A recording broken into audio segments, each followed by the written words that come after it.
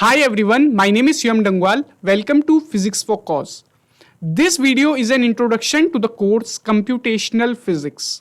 What is computational physics? It is the study of scientific problems using computational methods.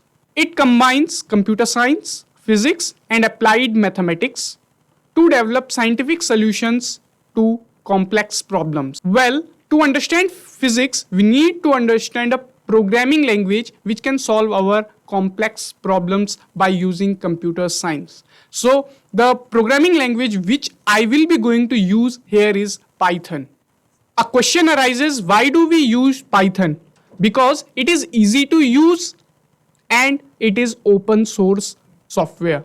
So in the next presentation, we will be going to see about the introduction to Python and its applications related to the physics in the upcoming videos. So let's learn the computational physics with the beauty of science. Thanks a lot for watching this particular video.